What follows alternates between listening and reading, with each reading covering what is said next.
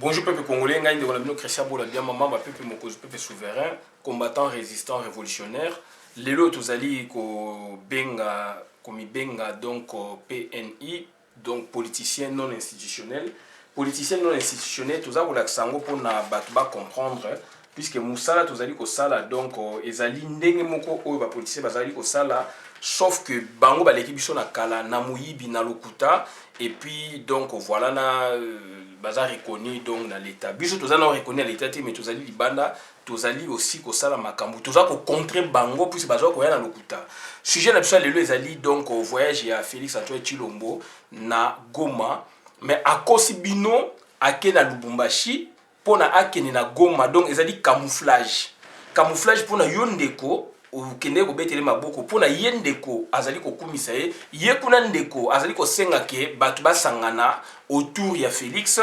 yo kuna ndeko lisusu oza ko lobaki ya qu'un seul président Félix Tshilombo auti ko kosa bino donc akei na Goma mais pona kende de Kinshasa directement na Goma elinge ko fungola bino bongo boyeba ke akei nde puisque lobby ezali donc ouverture donc inauguration officielle il y a ligne Goma donc au Congo Goma non donc Rwanda Congo il y a aviation il y a Air Rwanda bokita na Congo tolobaki yango déjà tango toyokaki masolo wana toyebisaki bino ke donc ekomi dangereux pour na mboka na biso donc ekomi dangereux parce que bakokotisa biso ba mercenaires bakokotisa biso minduki bakotonisa biso batu toza na recensement te identification nationale ekufa recensement ezalaka te donc makambe belé ezalaka te donc c'est à dire Congo ekufi Félix akei ko a signé acte ya ko boma Congo toyebisaki bino Félix azali ko sala makambo azali ko sala oyo Hippolyte Kanambi fala sala mais abangaki soka sali biso to ko critiquer puis à l'étranger sikoyo makambo mingi ya sala ki te ya mabe et ko leka et pas ndeko na bino Félix Antoine Tshilombo. Donc voilà donc yango to websa bino donc bazali batu oyo il faut bo banga bo benga na bango. Ce sont des vendus. Kamere azali ya biso te c'est un Rwandais. Yo mona wapi directeur cabinet azalaka visiblement est-ce que directeur à cabinet il y a France tu es bien directeur à cabinet ba pays songolo pakala tu es ba bango directeur à cabinet à Mobutu est-ce que azali ko intervenir boy donc ça dit hier azali ko jouer même rôle ya directeur à cabinet ndenge ndeko na ye ba papa na bango donc Bisengimana na oyo asalaka Bisengimana na Rwema wazali directeur ya cabinet à Mobutu de 66 jusqu'à 76 durant 10 ans mutu oyo akotisaki donc ordonnance loi ya donc ya création to loba donc ya nationalité ya ba Rwandais Burundais na Congo to yende ko longola na 81 donc ndeko nanga il faut faire attention na comportement politique ya ba acteur mususu o bazali ko sala politique na mboka na biso congolais ou étranger mutu lokola Frank Diongo mutu oyo to betelaki maboko mutu to kumisaki tala lelo akomi koloba makambu lokola mutu azangi mayele akomi koloba makambu pour ba Rwanda akomi koloba makambu pour Félix Antoine Tshilombo mais bande ko nanga tozo kene na mokili nini yango na toye ko yebisa bino boyeba ke donc Félix Antoine Tshilombo donc akeinde ko inaugurer société d'aviation donc ligne aérienne o y a créé ya Rwanda Congo donc ça dit ekomemaka batu ekokotsaka batu donc contrôle les alités identification les alités et ba Rwandais wana bakoyaka wana bakoutaka États-Unis bakoutaka Corée donc au place bâti ba formation États-Unis bakoutaka monde entier Russie etc bazu ba formation bakoya ko travailler na Congo comme ba expert bakoya ko loba munoko ya mboka na yo puisque boyebi ke donc ba Rwandais basali d'école de langue vivante na Rwanda bakomi ko loba ki mongo bakomi ko loba ki teke bakomi ko loba ki sakata bakomi ko loba ki ndibu bakomi ko loba ki yombe bakomi ko loba chiluba bakomi ko loba donc Kiswahili ya Kisangani ya Katanga ya Manyema bakomi ko loba ba langue nyonso ya Congo donc batu wana basali pe ba chirurgie esthétique ba Rwandais touti bakomi ko sala ba chirurgie esthétique donc chirurgie plastique pour que ba morphologie na bango échanger donc pour la but kaka nini bazwa donc position statut ya ba congolais pour na ba konza yo ndeko nanga congolais est-ce que yo ndeko nanga congolais ozali ko comprendre makambo ozali koloba donc Félix Antoine Tshilombo akeinde konte kamboka polele akei kote kamboka polele lelo na comprendre bandeko mingi ba comprendre puisque ba biso ba oyo ba bino ba wana bosali musala bolobi etolobaki yango bandeko na biso baza ko soutenir Félix Antoine Tshilombo o ba bengi bango ba taliban puisque taliban ezaka muluba te taliban ezali pe donc congolais nyonso oyo azali ko défendre ba doctrine wana erronée donc ya mwana donc tolobaki tokosovaka bino ya mwana pour ko sauver bango ezali ni pillage populaire bandeko nanga lobi na Goma bo bamba mabanga lobi na Goma bo sa pillage populaire il faut to bengana régime oyo il faut to bengana Félix Antoine Tshilombo il faut to bengana donc Hippolyte Kanambe to bengana bango e boye ba yango bo tcha na mutu Félix Antoine Tshilombo atikala kolongola Kabila te puisque batu na ye ba bimisi ko loko ba mbinzo ba ko ba vidéo ba ko blaksa na binoke Félix alongoli Kabila Félix alongoli Kabila te Kabila a même pas candidat aux élections présidentielles. Donc, à Milongwa qui déjà. Azali pas même candidat aux élections présidentielles suite à pression, et banda qui y a biso, et puis américaine surtout, il y a États-Unis à Donald Trump. D'où, à ses présenteurs, il était à créer dauphin officiellement, donc, donc, Shadari. Et officieusement des alliés, donc Félix Antoine Tshilombo. Donc Félix Antoine Tshilombo, donc en aucun cas, Atikali Kolongola, donc Hippolyte Kanambe. Hippolyte Kanambe a signé deal au Félix et moi à reconnaître Yango, na Hippolyte Kanambe, et l'autre bois aussi maté, et l'autre bois aussi maté, et l'autre bois aussi maté, et l'autre bois aussi maté. Voilà. Boni boni yon de Congolais, Baroko Sayo, la Mus Makasi Boé, donc histoire récente, moins de 6 mois. Basali yango na miso na biso moins de 6 mois mais par contre ko sabino que Félix est à longoli Kanambe na pouvoir Félix a tikeli jamais ko longola Kanambe na pouvoir ba yokani na sous-marin officiellement Kanambe est sous candidat ya Congo te azali candidat ko pesa candidature te tozo beta c'était le puisque contre la na mitu ba po ba komi ko kosa na miso na ba journaliste na bango lokuta na ba politicien lokuta ba komi ko kosa histoire oyo esami sikoyo bongo boni histoire ya 60 bato ba ko maîtriser ngo boni histoire ya 1885 ta ba kabola Congo n'était indépendant du Congo ba ko maîtriser ngo boni histoire ya Congo belge ba ko maîtriser ngo kaka histoire oyo esali moins ezali âgé na moins de 8 mois bazali ko bebisa yango déjà yango na to yé pona ko fanisa lisolo wana donc Félix Ateki Mboka azali ya bisote mais nazali ko sepela quand même progression salami na côté batu oyo ba comprendre été oyo ba monaki na Félix Nzambe oyo ba monaki na Félix aye ko bongisa Congo Félix aye ko bongisa Congo te Félix asali deal wana yango azali ko continuer na yango et donc botala lelo yo Jama Kabund azali ko matana punda donc en tant que en tant que Congolais naturalisé rwandais, puisque Azali déjà bazalaka, tu vois, Bazali affairiste, Augustin Kabuya affairiste, Jamal Kaboun affairiste, Peter Kazadi affairiste. Ba BBC l'élection ba zoade ba bouc émissaire. Ba sa bino bat bolanda bango ke bisoté za bat pour protéger qui Félix Antoine Tshilombo alo yemoko nde kuru na bango yemoko nde moyibi vraiment mutakoti masolo wana po yeso akotisaki yango te bato banga babanga mutakoti yango ezali ye et lelo yo donc baninga mususu lakisi bango na bato wana ke tala ba vidéo yango yo to pesaki Félix Mbongo to pesaki Jama Kabund kuta melaka masanga na biso to salaka ba fête na biso amataka likola punda yango yo nde bato wana ba pesi bango ba mbongo nde bomonaki bazu ba mbongo bakomi lo ba député de bazu ba mbongo ba enfin ba député peut-être ou ba député ou bazu ba avantage mususu au PPRD FCC puisque na IDPS ba koma mutu moko IDPS et soutenir Zoé Kanambe to tiela bino drapeau lelo Zoé Kanambe yebi ko komate yebi ko lobate azali lelo donc gouverneur député mais gouverneur na Tanganyika ezali province oyo lelo yo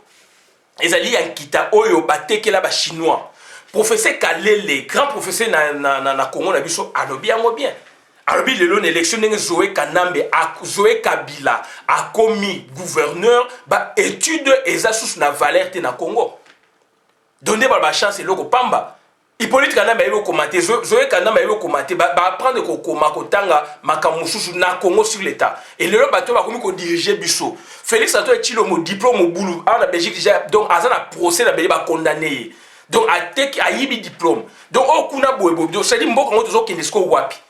mais balingi pouvoir mais bandeko nanga donc ezali dangereux bato na ce qu'il faut to sokola mboka donc il faut soulèvement populaire au biso to benga pillage populaire national pillage populaire national Mobutu azali président république azali mungwandi abongise bangwandi nyoso te to ebisaki bino je répète Mobutu azali président république mungwandi abongisa bangwandi nyoso te Kasavu ba yi président république mu Congo abongise ba Congo nyoso te ou ba yombe nyoso te et Laurent Désiré Kabila azali président république donc Chabia abongise ba Chabia nyoso te et so ke sous la tribu ya ba président no mona pe que discrimination ezali et lelo discrimination ezali na quand il y a Félix Antoine Tshilombo puisque mu nyoso azali muluba mais il y a des sous-tribus ndenge za partout et lelo biso de CP na cri du cœur au bandeko ba komi ko lancer bah comme qu'on lance pour que donc on va comprendre donc deux quarts déjà un raisonnement bah comment on comprendre il faut pas pousser sur l'accélérateur ils vont comprendre maintenant donc on gagne naza ko le belage Frank Diongo to za na ye ethnie moko donc anamongo mettant la sali mabe na ko le belaye yonde ko boni ozali kolanda ethnie na yo pona ndeko na yo azali na politique a BBC obetelaki maboko okobete maboko ti wapi okobete maboko ti wapi okokufa bongo pauvre okokufa bongo donc okozana solution te bato bazana solution bazwi misolo ya corruption bazwi mbongo ya makila de yangwana tango zokoloba makamba Congo tozali na deux raisonnements il faut donc créer raisonnement ya biso nyonso ba congolais affrontement socio-culturel politique et sami au sommet de l'État, il fallait ça puisque tout se comprenait qui était biso na biso ba congolais. Après 58 ans, tribalisme et joie sous place na Congo. Yango no monito déchoir donc tribalisme na Congo. To déchoir tribalisme na Congo. Bato bazali ba partisan tribalisme, ezali malheureux pour na ba bazali na place te na Congo. Bazali na place te na Congo. Unité nationale o salama yango na to continuer na yango. Donc yo ndeko tango yo na tribalisme ozali na place te na Congo. Donc tribu yo so ba tribu les ali ya yote ba tribu ya Congo eza ya yote. Nazali mongo tribu eza ya ngati eza tribu ya Congo. Nazali mu Congo tribu eza ngati eza tribu ya Congo. Nazali muluba tribu eza ya ngati eza ya Congo.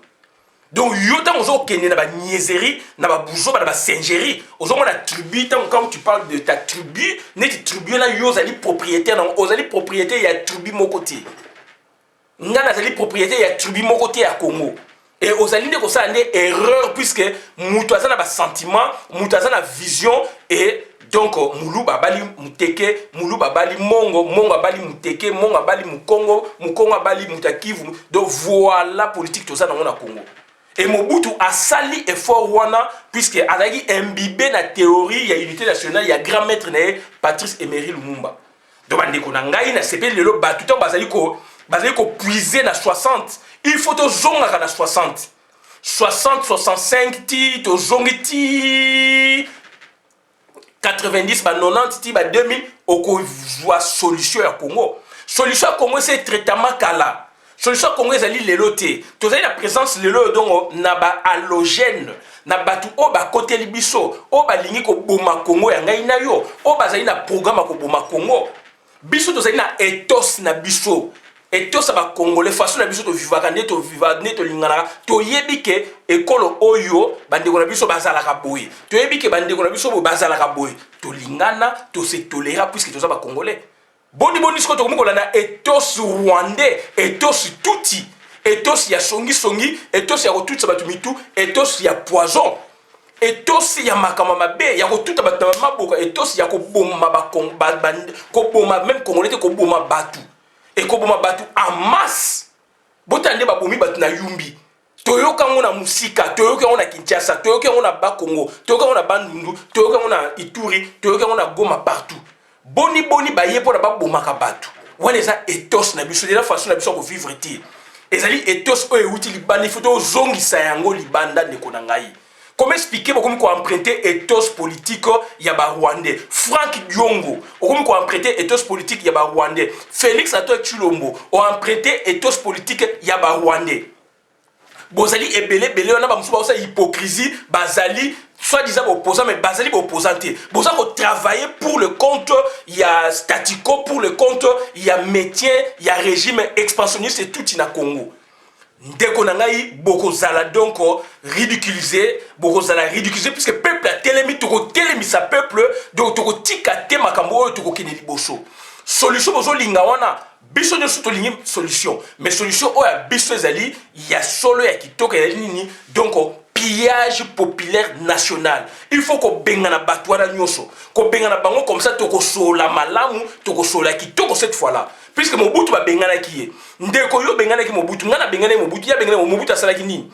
Oh Kabila sala biso mabe to sa comparaison. Nana sala ki mabe moins, mabe plus. Et ben ndeko nangai lelo complicité ezali na classe politique à Congo. Toloba yango. Tant classe politique ezali mabe mboke ko marchaka jamais. Félix Antoine Tshilombo azali ko accompagner donc régime wana et persister et zala et demeurer à kosi yonde ko kake Lubumbashi but na ezala ki accueilli Goma pour na lobby à kosala ouverture ya ligne aérienne donc Rwanda donc Congo et ba vieux ko yaka donc par dizaines donc ba to côté biso donc par centaines par milliers donc ça dit mboka et baby mboka et bébé puisque baza ko envier yo baza ko envier mabeleno baza ko envier richesse na yo et Félix Mutu a consacré yango andimi yango oyo betele maboko alors akei ko inaugurer pour na ba sase ba kota na Congo akei ko inaugurer pour ba ennemi na biso ba kota na Congo à tout moment ba ko kota na avion à tout moment ba ko boma biso à tout moment ba ko kota na avion à tout moment ba ko kota na minduki à tout moment ba ko kota na avion à tout moment ba ko bimisa ba richesse ya Congo officiellement pillage officiellement et monani. Tout ça là vidéo, bah ça la ligne aérienne Éthiopie Goma. Tu sais bien Éthiopie elle est ba mboka o bango ba uta.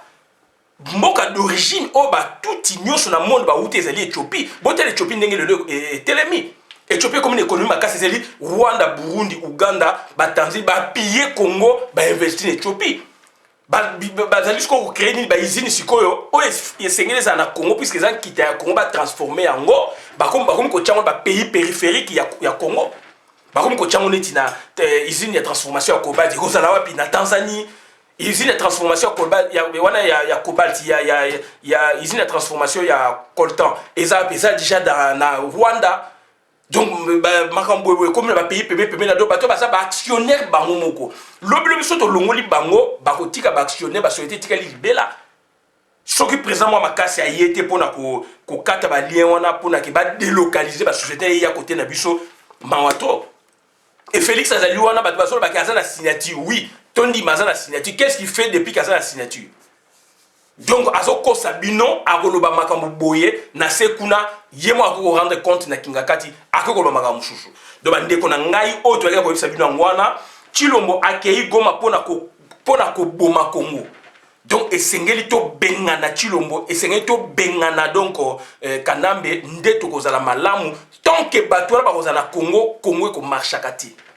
et loko to yaka ko sabino lelo ya ngwana donc batu wana o bazali kokotsa ba kokotsa mo butu na moy officiellement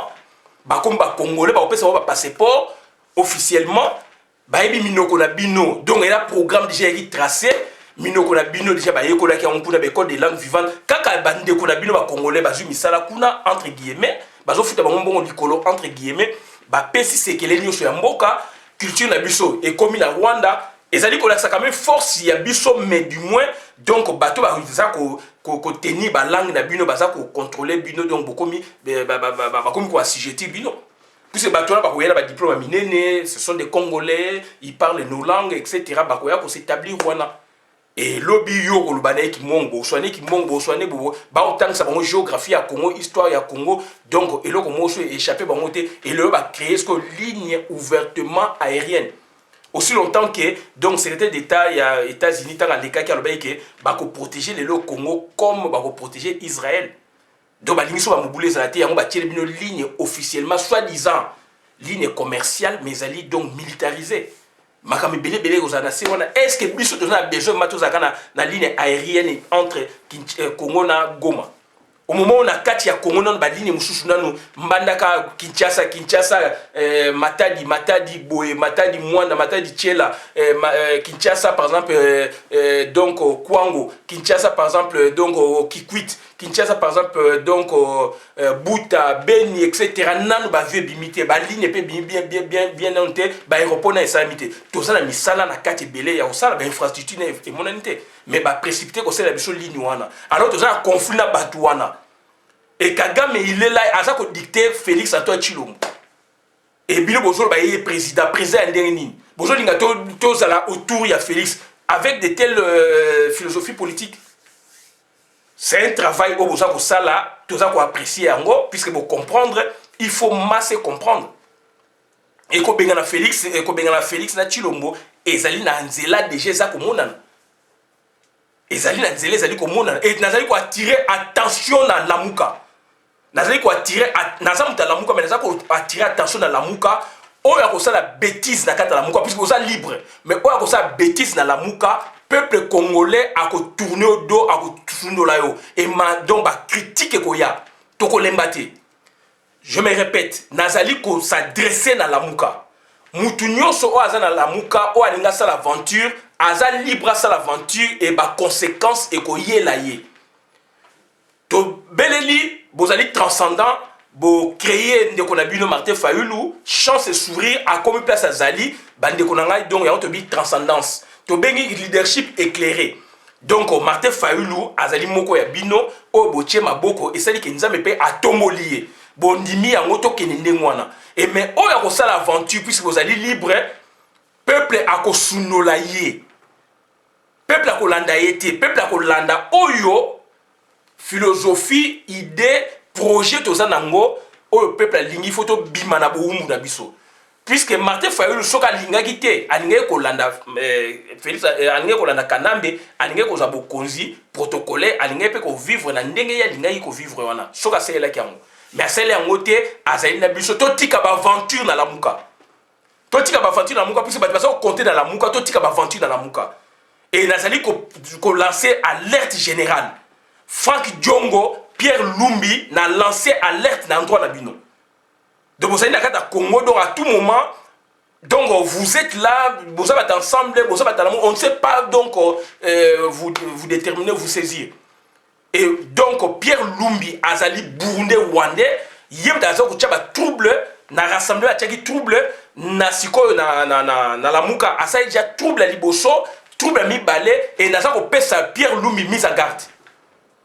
Donc autre gars c'est bien on a tout souki a la vidéo madame dans compte communauté ngai Christian pour bien ma membre peuple souverain combattant résistant Nazali PNI donc politicien non institutionnel donc ça dit Félix Antoine Tshilombo kena Goma donc il fallait que bamo Goma mais à cause de la kena Lubumbashi ke Goma pour la ko exécuter biloko ba mettre na ba tindiye et Félix a teki mboka azali côté ka mboka bino bandeko bozali ko comprendre sikoyo il faut accélérer dans ce sens et lelo jama kabun balongo lié pour na silsa awa jama kabun lelo donc bazotia pression il faut alongwa na UDPS et jama kabun lelo donc azali ko mata likolo ya punda likolo cheval avec les Rwandais bandeko na botana. Vous voyez c'est que dans le pouvoir on va balancer sur les réseaux sociaux. Voilà. Mais il a dit, mais pourquoi la tenue n'est pas de la coalition? Vous voyez, c'est que dans le pouvoir, voilà. On va balancer sur les réseaux sociaux. Voilà.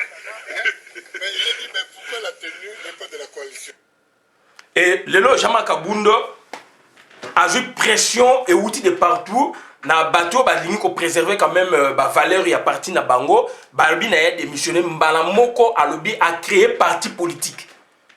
et c'est même pas un mois yo mutu balongolo mbala mo créer parti politique DF décision finale allié à UDPS puisque Jama Kamuto c'est bino donc bateau ba balancer oyo Roubert azali mutuya aner supra aner ya likolo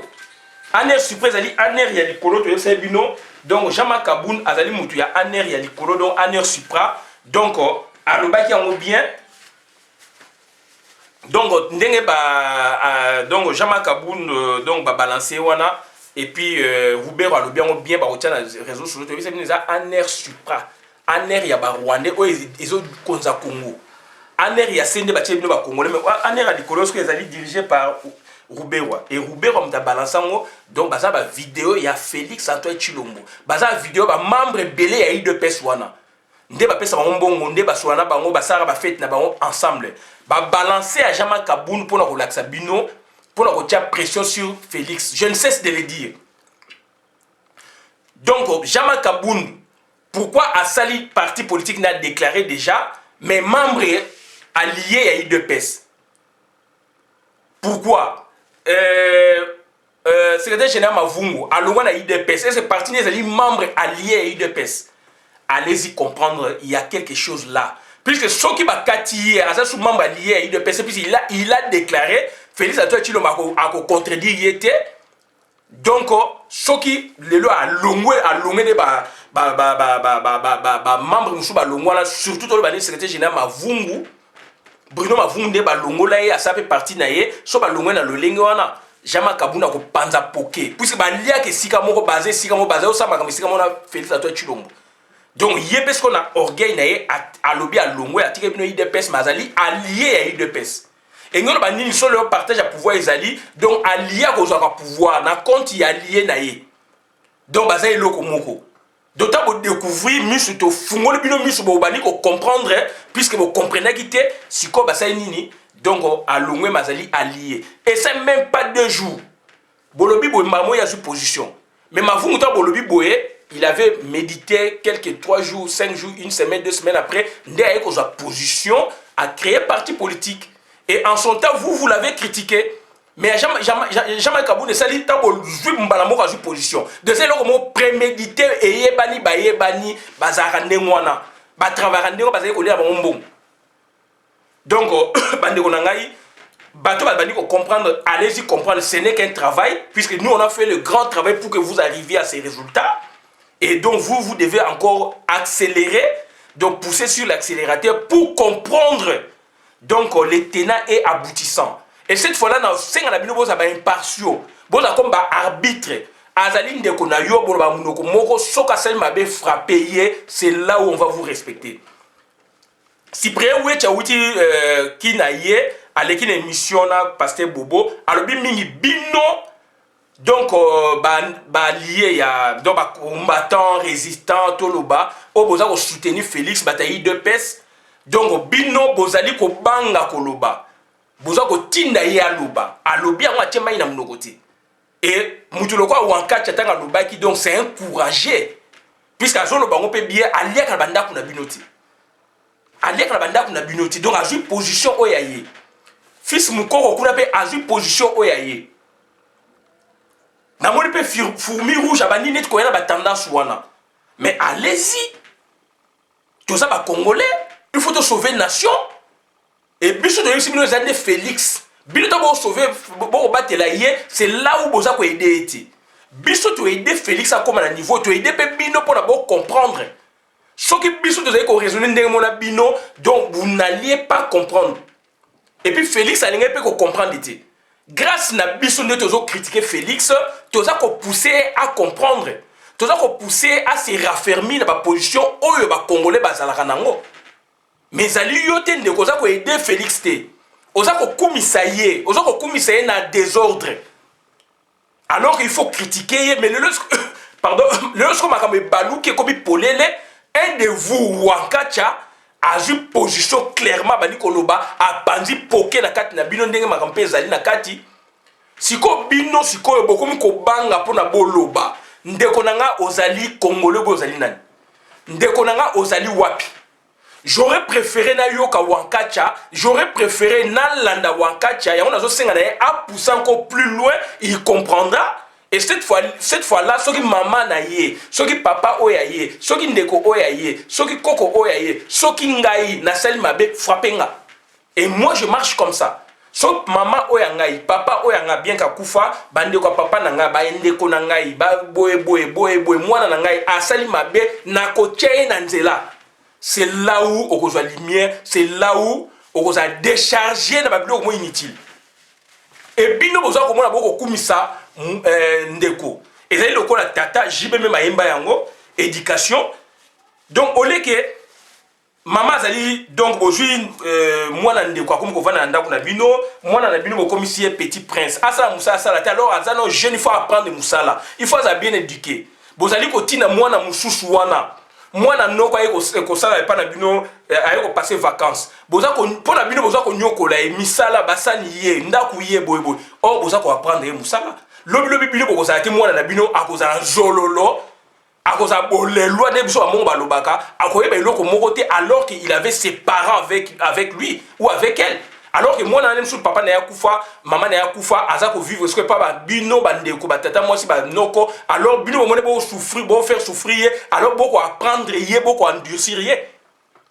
lobilobi bino bokozala ube bokozala te mwana wana akoyeba koluka likwanga na ye akoyeba koteta ndika oyo kuna azali na bino be bapara bakufi akoyeba eloko moko te c'est ce que vous faites na Félix boza ko rendre un mauvais service vous autres vous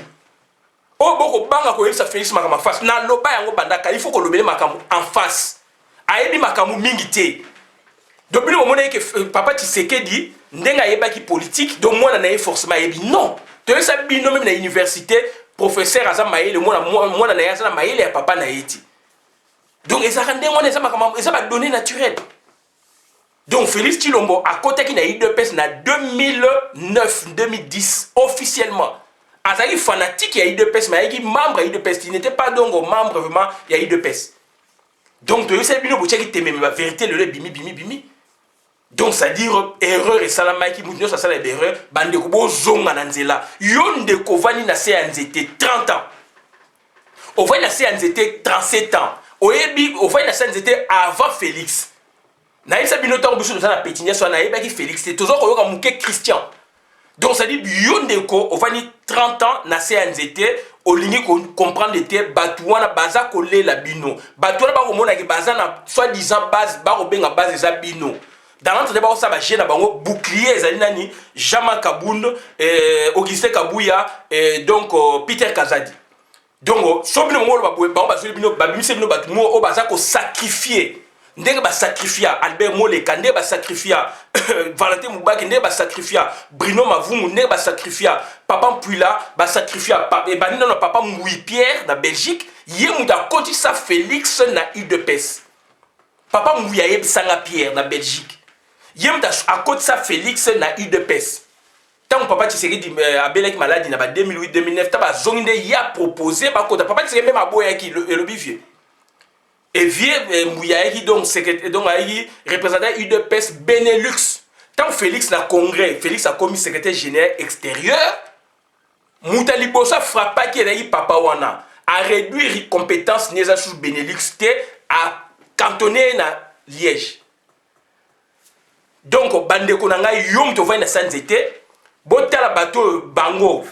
Félix Tshisekedi na famille na ba sacrifier pour bango bazwa bokonzo bomoni bazwana o le bébé bango bazoluka batu ba ya na renfort Papa Mpuila Papa Mututu Papa Pierre Mouyi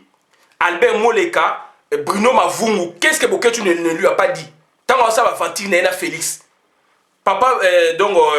Bruno Mavungu Jacques Chabani jeune o même UDPS donc na apogée nango na candidature élection présidentielle pour la première fois. Jeune on a ça à venir intellectuel de là comme avocat ba sacrifier vie na ba salir et secrétaire général Pongo, secrétaire général Mavungu et donc voilà Birundo a crâne. Birundo a compris na ba liao ba comprenez mais to comprendre ba ngote. Donc ma IDP c'est bani les loté yon de kovani 30 ans na sans été. Yo ba reconnaître et ça bateau ba tangi na UDPS batama yele bazali wana est-ce que ba reconnaître bango Jacques Chabani sort na ezalini arozala membre simple a rosuka wana lem so ba PC ministère lem so ba PC été mais du moins na CV na il a été sali par l'UDPS. Bruno Mavungu abi maboko pamba Valentin Mubaki maboko pamba Albert Moleka maboko pamba bazali belé molongo molai Tshibala a gagné Aïbi même 68 millions de dollars, Bako Lobele le monté, Sami Badi Banga, Azaki même membre, il de PSA, membre décidé, à roda autour Wana, puisque Félix Tshisekedi donc a créé qui donc ba institution parallèle na kata IDPS ba vidie chimanga ai na structure nini même na extérieur ai na structure nini vidie chimanga voilà le bato ba ko prôner donc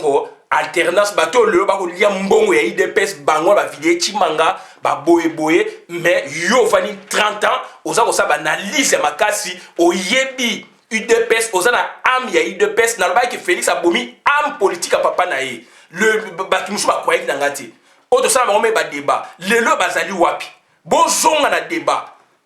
donc ndeko na ngai donc vi na yo muta ko bonsango yo moko parti politique soki makambo ezali ko marché te tika yango kota quelque part ou bien sala ba analyse na yo ndeko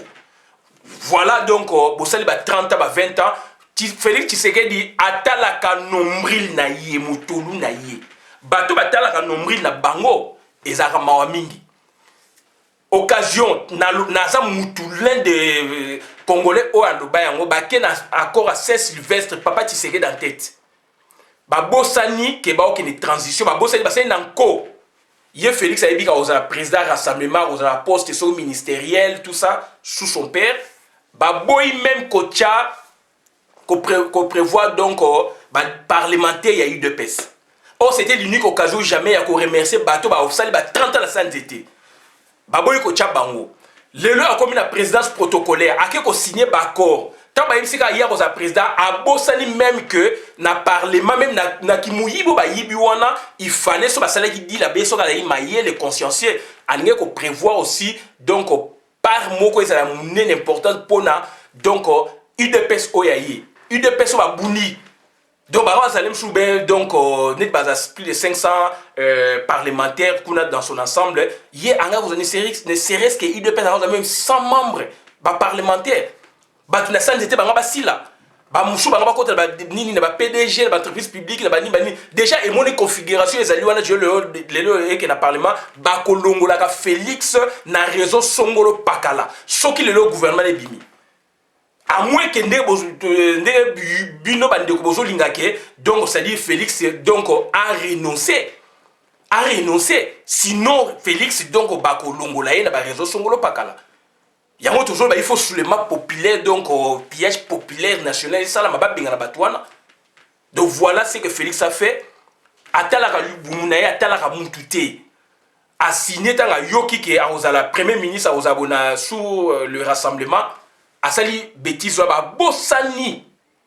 ba parlementaire à reconduire Batouana. Il fait passer le mot même collégial, présidence collégiale, puisque mon pouvoir est s'il a rien faire bino. Bon, nous quand même le mot collégial, mais papa tu sais Yuana va imposer le mot collégial non, ba weli mbongo na bango. Donc ba tiki Hippolyte Kaname na ba parlementaire wana nyonso, Sénat na assemblée. A commis sous président onde bomoni a commis a bossani biloko wana nyoso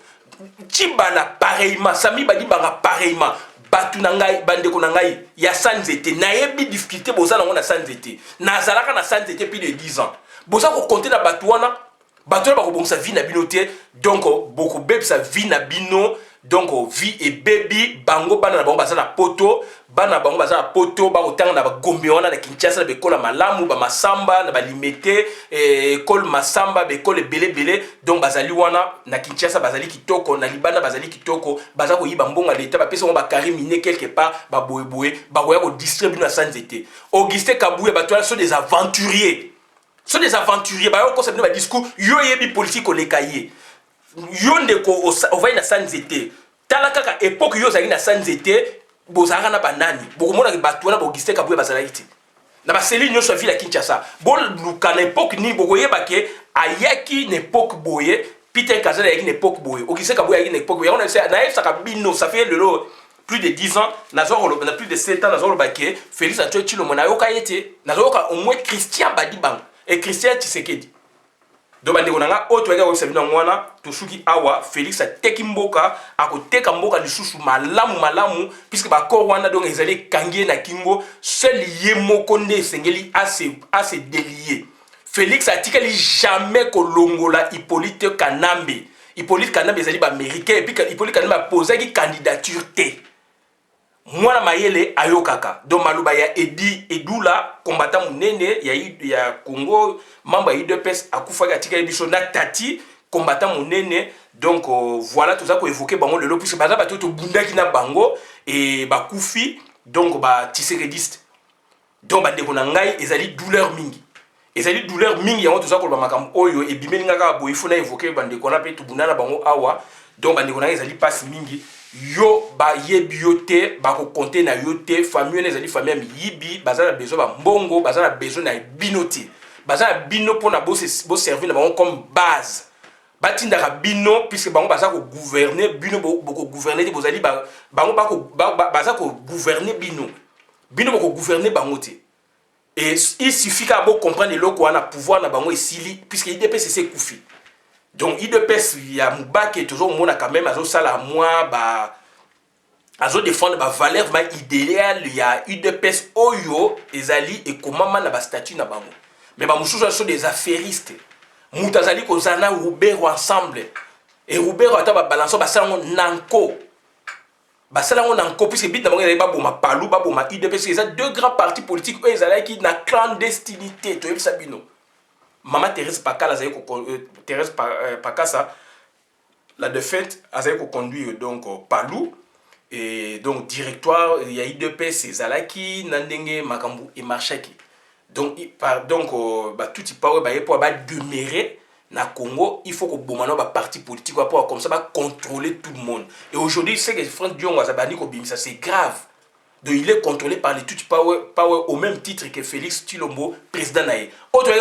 yango na to suki abonne la vidéo madame la compte de la communauté merci nga Christian Bola bien maman ma peuple moko peuple souverain tobi merci.